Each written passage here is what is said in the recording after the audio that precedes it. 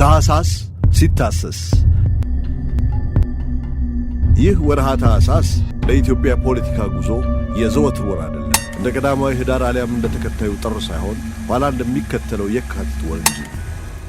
ስለምን ቢሉ ታህሳስ ላይ የተቆሰቆሰ 13 ዓመታት ተሻግሮ የካቲት ላይ ፈንድቷልና። ዛሬ የምናወራው ስለ አንድ ታላቅ የታሪክ ዝክር ነው፣ ስለ ታህሳሱ ግርግር። አይነኬውን የይሁዳ አንበሳ የሳባና የሰለሞን የመጨረሻው ትውልድ የሰለሞን ሥርወ መንግሥት 225ኛው ንጉሥ ግርማዊ ንጉሠ ነገሥት አፄ ኃይለ ሥላሴን ሞገስ በተገፊው ገበሬ ፊት ስለገፈፈው የታህሳሱ መፈንቅለ መንግሥት እነሆ የታሪክ ዝክራችንን ወንድማማቾቹ የንዋይ ልጆች ያደረጉትንና የሆኑትን አንድም ከመጣፍ ያገኘነውን እንዘግባለን። ሲኢረኞቹ ያደሙበት ወርም ምን መልክ እንዳላት ጠቀስ አድርገን ክሽፈታቸውን እንተርክ ዘንድ ታሪክ ግድ ይለናልና እስቲ አብረን እናስግም። የታህሳሷ ኢትዮጵያ። ውድ የሳሎን ቲዩብ ቤተሰባችን ያለምንም ወለድ እየኖሩበት የሚከፍሉበት የመኖሪያ ቤት ይፈልጋሉ? እንግዲያውስ ወደ ሞን ሪል ስቴት ጎራ ይበሉ። ስመጥሩ ሞን ሪል ስቴት በቅርቡ የንግድ ሱቆችን አስመርቆ ቁልፍ አስረክቧል። የቀሩት ጥቂት ሱቆች ስላሉ ፈጥኖ ለመጣ ገዢ ይተላለፋሉ። በአጭር ጊዜ ገንብቶ የሚያስረክባቸውን ከባለ 1 እስከ ባለ 3 መኝታ አፓርትመንቶችንም በአጓጊ የክፍያ መንገድ እነሆ ብለዋል። አቅርቦቱ ከ80 እስከ 165 ካሬ ነው። ከ473,000 ብር ቅድመ ክፍያ ጀምሮ የእርሶ ይሆናል። በዓሉን በማስመልከት ቀድመው ለሚመጡ 20 ገዢዎች የ40 በመቶ ቅናሽ አድርጓል። ፈጥነው የዕድሉ ተጠቃሚ ሆኑ። ለበለጠ መረጃ በ0922 53 98 64 ወይም በ0707 36 55 84 ይደውሉ። በ17ኛው ክፍለ ዘመን የነበረው የጣሊያኑ ተወላጅ ኒኮሎ ማካቪዬሊ መገንዘብ ያለብን አዲስ ሥርዓትን በመሪነት ማስተዋወቅ ከሁሉም የበለጠ ፈታኝ ሥራ፣ የምስረታው ተግባርም እጅግ አድካሚ ሆነና ውጤቱ ያልተረጋገጠ በመሆኑ የሚወዳደረው ነገር የሌለ ነው ሲል ጽፏል። የጃንሆይ ግማሽ ክፍለ ዘመን ሊደርስ የተቃረበ ዘመነ መንግሥትን ከዚህ የተሻሉ ቃላት የሚገልጹት አይመስልም። ቀዳማዊ ኃይለ ሥላሴ በባህላዊ ተቋማት ላይ አዲስ ሥርዓትን ለማስተዋወቅ የሞከሩ ልምድ ላይ የምዕራቡን ስልጣኔ ሊተክሉ የጣሩ ስለመሆናቸው ሙግቱ ውስጥ የሚገባ ጉዳይ አይደለም። ቢያንስ የመጀመሪያዎቹን 25 ዓመታት አገሪቷን ወደፊት ሊወስዷት ብዙ መጣራቸውን አልያንልም። የዛሬ ርዕሰ ጉዳያችን ያደረገው የታህሳሱ ግርግር ፊት ለፊት እንዳወጣው ግን ለአገራችሁ የሥልጣኔ እርምጃ ተግታችሁ ስሩ አገልግሏትም ሲሉ ተማሪዎቻቸውን ቢመክሩም ይህንን ምክር ግን የገዛ ጆሮአቸው ሊያደምጥ አልፈቀደም። ከየትም ሰብስበን ያሉት ትውልድ በራሳቸው ምክር ሄዶ ኢትዮጵያን እንድትሰለጥን እጅ ከወርች ያሰሯት ሌላ ማንም ሳይሆን ራሳቸው ጃንሆይ ናቸው ብሎ የሚያምን መሆኑ ይህንኑ እውነት ይነግረናል። የኤርትራን ወደ ኢትዮጵያ መካተት ተከትሎ የ1923 ሕገ መንግሥት ይሻሻል ዘንድ አፄው ፈቃዳቸው ቢሆንም ቅሉ ነገሩ ሁሉ እንዘጭ እምቦጭ ነበር። የተሻሻለው የ48ቱ ሕገ መንግሥት ኢትዮጵያን ከዘመኑ ጋር የሚያጣምር ተብሎ ቢታወጅም ለውጡ ግን የይስሙላ ነበረ። በውስጡ ከተደነገጉት ከሲሶ በላይ የሚሆኑት ሕግጋት የሚያወሩለት ስለ ንጉሠ ነገሥታዊ ቤተሰብና የዘውዱ አወራረስ እንጂ የዘመኑ ወጣት እንደ ጓጓው ኢትዮጵያን እንደነ ጃፓን ወደ ሕገ መንግሥታዊ ንጉሣዊ ግዛት የሚቀይር አልነበረም። ንጉሠ ነገሥቱ ፍጹም የሆነ ሥልጣን እንደያዙ የሚቆዩበት መሣሪያም ነበረ። ይባስ ብሎ ይኸው ሕገ መንግሥት እንኳን የንጉሠ ነገሥቱን ሥልጣን ቀንሶ ለሕዝብ ሊያስረክብ ቀርቶ እንዲያውም የንጉሠ ነገሥቱ ሥልጣን መለኮታዊነት በማስረገጥ እንደ ራሴው ምክር ቤት አባላት እንደተለመደው በሹመት እንጂ በሕዝብ ምርጫ እንደማይሰየሙ አረጋገጠ። ወጣቱ ትውልድ በሚያየው የኤሊ እርምጃና ለዚህም ምክንያት ናቸው ብሎ ባመነባቸው በንጉሠ ነገሥቱ መኳንንቶቻቸው እጅጉን ተስፋ አጣ። እነዚህ ወጣት ተራማጆች እርምጃው እንዲፋጠን ዘመናዊ ሥርዓት እንዲተከል ያላቸው ምኞት ለማራመድ ሲሹ ንጉሠ ነገሥቱንና ሥርዓታቸውን ተሻግረው መሄድ እንዳለባቸው ፈጥነው ተገነዘቡ፣ ተረዱ። ግን እንዴት የሚለው ጥያቄ ከጥያቄው አዲስነት ባለፈ ጃንሆይንስ ምን እናድርጋቸው የሚለው እጅጉን ፈታኝ ነበር። በተለይም ከዚህ ቀደም እርሳቸውን አስመልክቶ ከጉርምርምታ ያለፈ ወግ ያለው ነገር ያለመሞከሩ ነገራቸውን ከባድ አድርጎባቸው እንደነበረ ጊዜውን ያጠኑት ብዙ ብለውበታል። እውነትም ከዚህ በፊት እነ ቢትወደድ ነጋሽ በዛብህ፣ ብላታ ታከለ ወልደ ሐዋርያት፣ ደጃዝማች በላይ ዘለቀና የመሳሰሉት የንጉሠ ነገሥቱን ሥልጣንና ሥርዓት ቢፈታተኑም ከሞት በስተቀር ያመጡት ለውጥ አልነበረም። አሁን ግን የምዕራቡን አስኳላ በቀመሱት ተራማጆች የሚመራ ይሆን ዘንድ ታሪክ ግድ አለ። ወንድማማቾቹ በዚህ መልኩ የመጣውን ተራማጅ ትውልድ በቅጡ የሚወክልልን ገርማሜ ነዋይ የተባለ ከገዳም ሰፈር እስከ ኮሎምቢያ ዩኒቨርሲቲ የተጓዘ ደመ ሞቃት አብዮተኛ ነው። ነገር ግን የታሳሱን ግርግር ካለ ታላቅ ወንድሙ መንግሥቱ ነዋይ የማይታሰብ ነውና የወንድማማቾቹን ታሪክ በአንድ አድርገን እስቲ እንሂድበት። መንግሥቱ ነዋይ 1908 ዓመተ ምህረት አዲስ አበባ አራዳ ጊዮርጊስ ገዳም ሰፈር አካባቢ ተወለዱ። አባታቸው አለቃ ነዋይ የደብሩ አለቃ ሲሆኑ መንግሥቱ በተወለዱ በ8 ዓመታቸው ታናሽየው ግርማሜ ነዋይ ተወለደ። ሁለቱም ትምህርታቸውን በተፈሪ መኮንን ትምህርት ቤት ተከታትለው አዲሱ የቀዳማዊ ኃይለ ሥላሴ ሁለተኛ ደረጃ ትምህርት ቤት ሲመሠረት ወደዚያ ተዘዋወሩ። የገነት ጦር ትምህርት ቤት ሲከፈት ደግሞ መንግሥቱ ነዋይ ተመልምለው ከገቡት እጩ መኮንኖች መካከል አንዱ ነበሩ። የኋላዎቹ የአፄው ጀነራሎች የነበሩት አብይ አበበ፣ አሰፋ አያና፣ ኢሳይያስ ገብረስላሴና ከበደ ገብሬ በዚሁ ትምህርት ቤት ከመንግሥቱ ጋር የነበሩ እጩ መኮንኖች ናቸው። መንግሥቱ ከዚያው የጦር ትምህርት ቤት በመቶ አለቃ ማዕረግ ተመርቀው ሲወጡ ወዲያው የኢጣሊያ ጦር አገሪቱን ይወርና እርሳቸውም ከሌሎች ጓዶቻቸው ጋር ወደ ማይጨው ዘምተው ግዴታቸውን ተወጥተዋል። ጠላትም ድሉን ሲቀዳጅና ንጉሠ ነገሥቱ ሲሰደዱ መቶ አለቃ መንግሥቱ በዚያን ጊዜ የኢትዮጵያ መንግሥት ወደ ሸሸበት ነቀምት ሄደው እዚያው ጥቁር አንበሳ የሚባለውን ማኅበር ቢመሠርቱም ብዙም ሳይቆዩ ወደ ጅቡቲ ተሰደዱ። በ1933 ንጉሠ ነገሥቱ ከተሰደዱበት እንግሊዝ ካርቱም ሲገቡም እነ መንግሥቱ ነዋይም ንጉሠ ነገሥቱን ተቀላቀሉ። ኃይለ ሥላሴ በወዳጃቸው እንግሊዝ እርዳታ ክቡር ዘበኛን ሲያቋቁሙ በሻለቃ ማዕረግ ተቀላቅለው ኋላም እስከ ብርጋዴር ጀነራልነት ከፍተኛ ወታደራዊ መኮንነት በመድረስ ሲረ መንግሥቱን የሞከሩበትን የክብር ጦሩን መርተዋል። ተራማጅና የክብር ዘበኛን ሰራዊት በሰገላዊ ውትድርና ንቃት ሕሊናውን ለማዳበር ብዙ የጣሩ መኮንን እንደነበሩም ጀነራሉ ተመስክሮላቸዋል። ኮስታራ ትጉ ተማሪና ስፖርተኛ እንደነበረ የሚነገርለት ታናሹ ግርማሜ አንደኛ ደረጃ ትምህርቱን በተፈሪ መኮንን፣ ሁለተኛ ደረጃውን ደግሞ በኮተቤ የቀዳማዊ ኃይለ ሥላሴ ትምህርት ቤት ካጠናቀቀ በኋላ ወደ አሜሪካ ለትምህርት ተላከ። በዚህ ጊዜ ሌሎቹ ለጉዞአቸው ሱፍ ልብስ ሲያሰፉ ገርማሜ ነዋይ ግን በርኖስ ገዝቶ እሱንም ኮትና ሱሪ አሰፍቶ ለብሶ ወደ ዊስኮንሲን ዩኒቨርሲቲ መጓዙ ተጽፎለታል። ከዊስኮንሲን የመጀመሪያ ዲግሪውን ከኮሎምቢያ ዩኒቨርሲቲ ደግሞ ሁለተኛ ዲግሪውን በማኅበራዊ ሳይንስ በታላቅ ማዕረግ መጨረሱም ይነገርለታል። አሜሪካ በነበረበት ጊዜም በሰሜን አሜሪካ የኢትዮጵያ ተማሪዎች ማኅበር ፕሬዚዳንት ሲሆን አመፀኝነቱን አእምሮ ውስጥ ጠንሶበታል የሚባልለት መመረቂያ ጽሑፉን በእንግሊዝ ቅኝ በነበሩት የኬንያ ግፏን ላይ መሥራቱን መዛግብት ይናገራሉ። የእናት አገር ጥሪውን ተቀብሎ ወደ ኢትዮጵያ በተመለሰ ማግስት እንደርሱ የማከብረው የለም ካለላቸውና ኋላ አናታቸው ላይ ቃታ ከመሳብ ያልተመለሰው ራስ አበበ አረጋይ ስር ንጉሡን አገልግሏል። በዚያ ወቅትም ይላሉ የዚያኔ ወዳጆቹ፣ በዚያን ወቅት እነ ጀነራል ገማል አብዱል ናስር ግብፅ ላይ መፈንቅለ መንግሥት አካሄደው መሰካቱ ልቡን አሸፈተበት። ወዳጆቹ እንደ ጻፉትም ገርማሜ እባካችሁ ስለ መንግሥታችሁ አቋምና አመሰራረት ማብራሪያ ላኩልን ሲል ወደ ምስር ሰዎች ደብዳቤ ልኮም ነበር ይባልለታል። ባለ ካኪ ሱሪውና ቀይ ክራባት ለባሹ ግርማሜ ነገር ያልተመቻቸው ጃንሆይ ተራማጁን ምሁር ከወላይታ እስከ ኦጋዴን በአውራጃ ገዥነት ካጠገባቸው ራቅ ሊያደርጉት ሞከሩ። በዚህ ግዞት መሰል ሕይወቱ ያልተሰበረው ገርማሜ የኦጋዴን ከራሞቱን ለኦጋዴኖቹ ኑሮ መሻሻል አዋለው። እናም ይህን በጎ ሥራውን ያልወደዱት አፄው እዚያም እንዳይሠራ ሲያደርጉት ሥርዓታቸውን ፊት ለፊት ከመጋፈጡ ውጭ አማራጭ ለማጣት ተገደደ።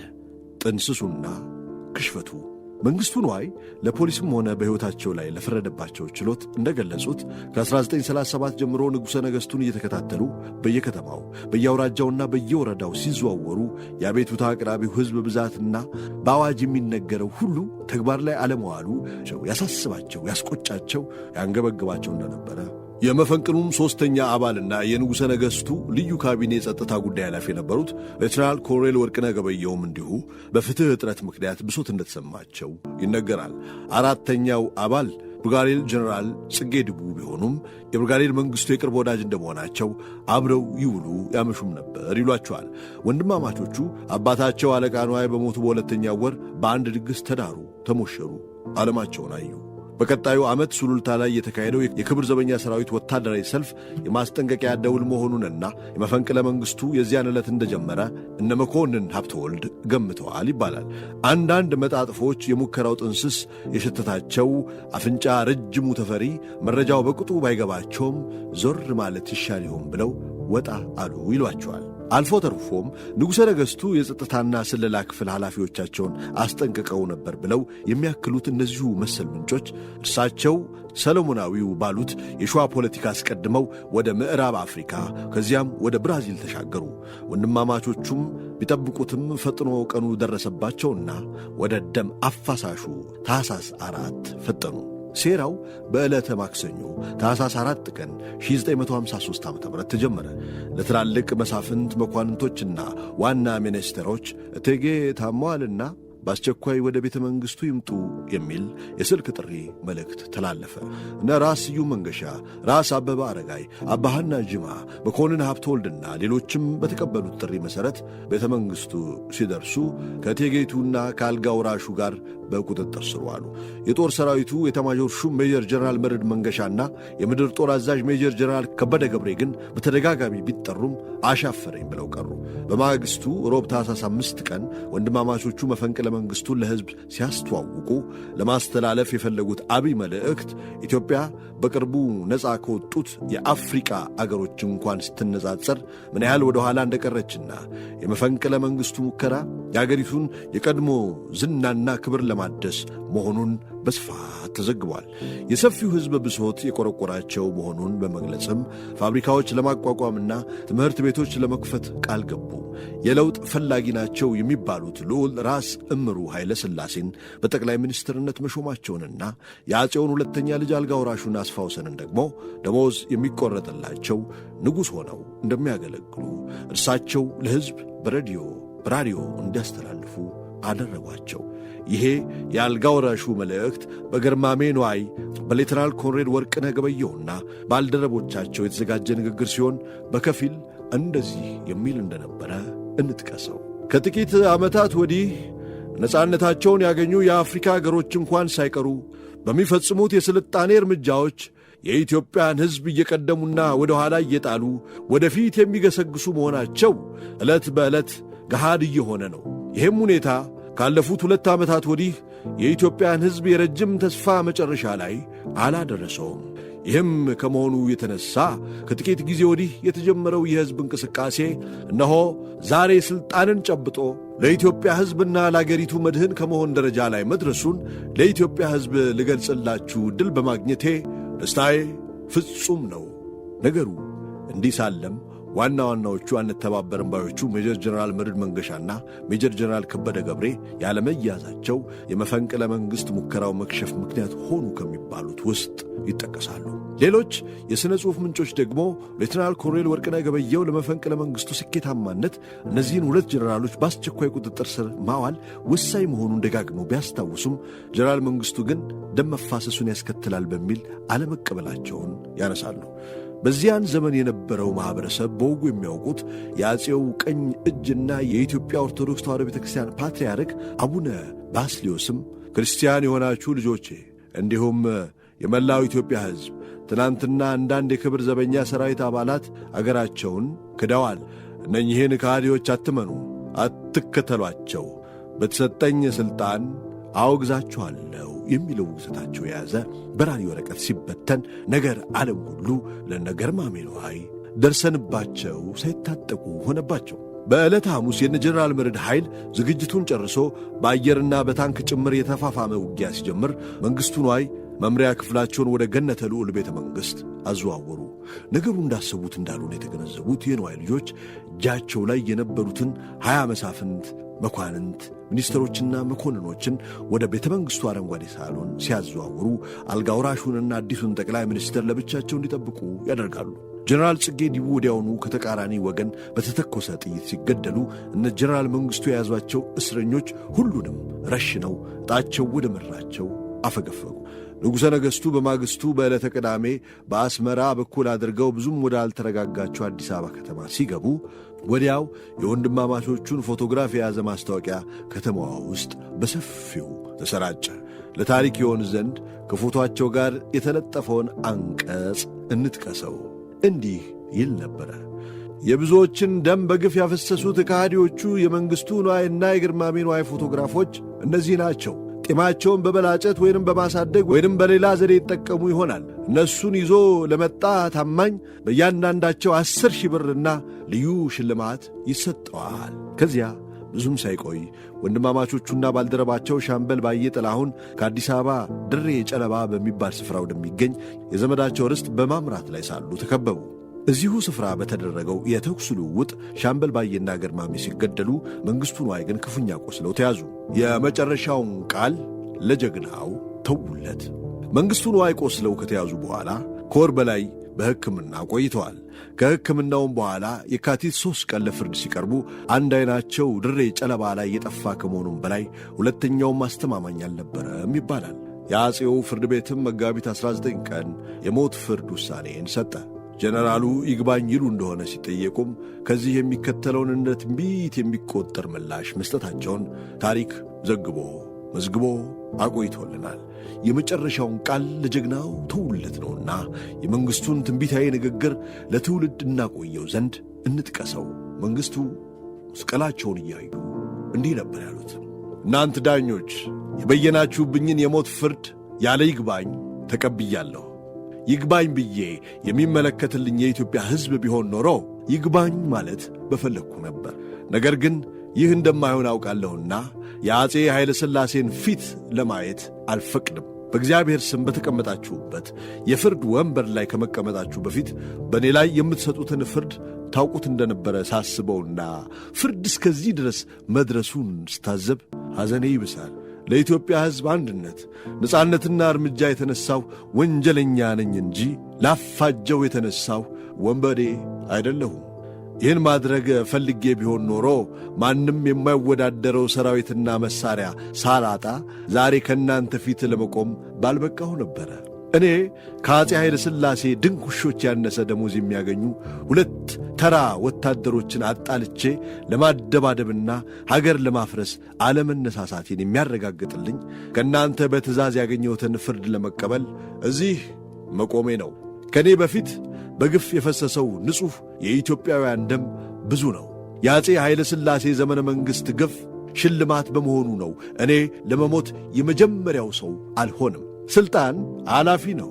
እናንተ ዛሬ ከጨበጣችሁት የበለጠ ሥልጣን ነበረኝ፣ ሀብትም አላጣውም። ነገር ግን ሕዝብ የሚበደልበት ሥልጣንና ድሃ የማይካፈለው ሀብት ስላልፈለግሁ ሁሉንም ንቄ ተነሣው። አሁንም እሞታለሁ። ሰው ሞትን ይሸሻል፣ እኔ ግን በደስታ ወደ ሞት ሄዳለሁ። ለኢትዮጵያ ሕዝብ ታላቅነት ቀድመውኝ መሥዋዕትነት የሆኑትን አብረውኝ ተነስተውት የነበሩትን ጀግኖች ወንድሞቼን ለመገናኘት ናፍቄአለሁ። የጀመርኩት ሥራ ቀላል አይደለም፣ ነገር ግን አልተሸነፉ። ወገኔ የሆነው የኢትዮጵያ ሕዝብ የጀመርኩትን ሥራ በቅርብ ጊዜ ውስጥ ፈጽሞ ራሱን እንደሚጠቅምበት አልጠራጠርም። ከሁሉ በበለጠ የሚያስደስተኝ ለኢትዮጵያ ሕዝብ ልሠራለት ካሰብኩላቸው ሥራዎች አንዱ የኢትዮጵያን ወታደር ዋጋና ክብር ከፍ ማድረግ ሲሆን ይህ ሐሳቤ ሕይወቴ ከማለፉ በፊት ሲፈጸም ማየቴ ነው። ዛሬ መኖራችሁን በማየቴ ነገ መሞታችሁን ረስታችሁ አሜን ብላችሁ ቀናችሁን በማስተላለፍ በመገደዳችሁ በእኔ ላይ ሳትፈርዱ በራሳችሁ ላይ የፈረዳችሁ መሆናችሁን አላስተዋላችሁም። እኔ የተነሣሁት ከትክክለኛ ሕግና ከሕሊናችሁ ውጭ ለመፍረድ እንዳትገደዱ ለማድረግ ነበር። በአጭሩ በእኔ ላይ ለመፍረድ የቸኮላችሁትን ያህል 10ና 15 ዓመታት የምታግሏሉት የድሃውን ሕዝብ ጉዳይ እንደዚሁ አፋጥናችሁ ብትሰሩትና ብትሸኙት ኖሮ የኔ መነሳት ባላስፈለገ ነበር። ከእናንተ ከዳኞችና የሞት ፍርድ እንድትበይኑብኝ ካዘዛችሁ ሰው ይልቅ ፍርድ ተቀባይ የዛሬው ወንጀለኛ የነገው ባለ ታሪክ ነኝ። የኔ ከጓደኞቼ መካከል ለጊዜው በሕይወት መቆየትና ለእናንተ ፍርድ መብቃት የመመዘኑን ፍርድ ለመጪው ትውልድ የሚያሳይ ይሆናል። ዋ ለእናንተና ለገዢያችሁ የኢትዮጵያን ሕዝብ ሐሳቤ በዝርዝር ገብቶት በአንድነት በሚነሳበት ጊዜ የሚያወርድባችሁ መዓት አሰቃቂ ይሆናል። በተለይ የአፄ ኃይለ ሥላሴ የግፍ መንግሥት ባለአደራዎች ሆነው ድሃውን የኢትዮጵያ ሕዝብ ሲገሸልጡት ከነበሩት መኮንን ሀብተ ወልድና ገብረ ወልድ እንግዳ ወርቅን ከመሳሰሉ በመንፈስ የታሰሩ በሥጋ የኮሰሱ መዥገሮች መካከል ጥቂቶቹን ገለል ማድረጌን ሳስታውስና የተረፉትም ፍጻሜያቸውን በሚበድሉት በኢትዮጵያ ሕዝብ እጅ ላይ መውደቁ ሲሰማኝ ደስ ይለኛል። ከዚህ ትንቢታዊ ሶቅራጢሳዊ የችሎት ንግግር በኋላ የተፈረደበትን ስቅላት አፈጻጸምን የሚነግረን የዓይን እማኙን የወቅቱ የፍርድ ሚኒስተር ዶክተር ደጃዝማች ዘውዴ ገብረ ሥላሴን ተረክ እንደወረደ እንሂድበት። ደጃዝማቹ የጀግናውን ስንብት እንዲህ ተርኩልናል። የእልፍኝ አስከልካዩ ኮሎኔል አሰፋ ደምሴ መጋቢት 20 ቀን 1953 ዓ.ም ከሌሊቱ 9 ሰዓት ስልክ ደውሎ የጀነራል መንግሥቱን የሞት ቅጣት ፍርድ ጃንሆይ አጽድቀውታል፣ ቅጣቱን በጠዋቱ እንድታስፈጽም አዘዋልና አንደኛ ክፍለ ጦር መድፈኛ ግቢ በቶሎ ነገራኝ አለኝ።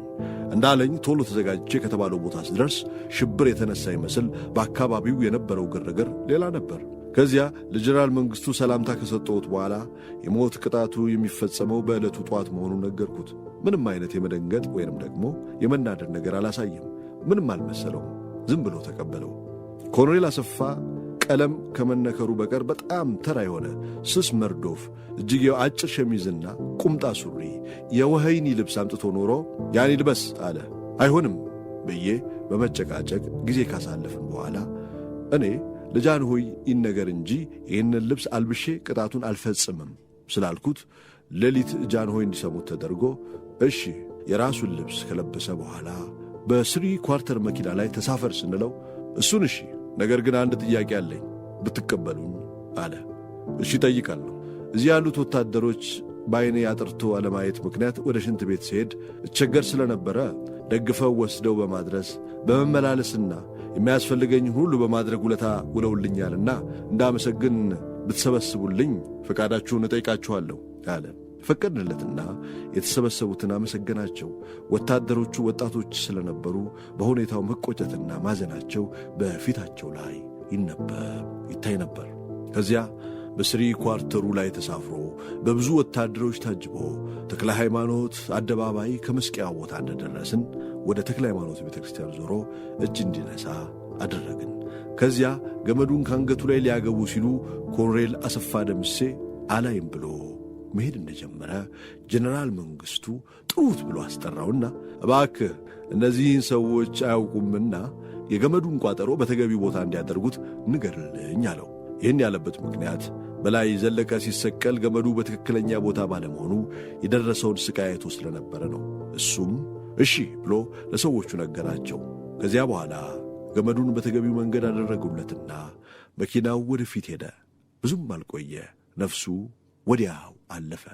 አብረውት መፈንቅለ መንግሥቱን ያሴሩትና መክሸፉን ሲያውቁ ያፈገፈጉ ወዳጆቹ ወዳጅ ያዝናል እንጂ መች አብሮ ይሞታል፣ እንደምንም ብሎ ይሰነባበታል ሲሉ አፄው እግር ላይ ወድቀው ሕይወታቸውን ቀጠሉ። አልተሸነፍኩም ያለው መንግሥቱ ግን ዋ ለእናንተና ለገዢያችሁ ሲል ሊመጣ ያለው የደም አበላ ቢታየውም ቅሉ የይሁዳው አንበሳ ግን ለቀጣዮቹ 13 ዓመታት እያገሳ መንበሩ ላይ ነግሶ ሰንብቷል። ከዚያስ ትንቢት ይቀድም ለነገር እንዲል መጽሐፍ በወንድማማቾቹ ስቅላት ማግስት ካለ ደም ስርየት የለም የሚል ርዕስ ያለው ወረቀት በአዲስ አበባ ጎዳናዎች ላይ ተበተነ። ከትውልዱም ያስተዋል አልነበረምና አብዮትም ተከተለ። ውድ የሳሎን ቲዩብ ቤተሰቦች አብራችሁን ስለሆናችሁ ሁሌም እናመሰግናችኋለን።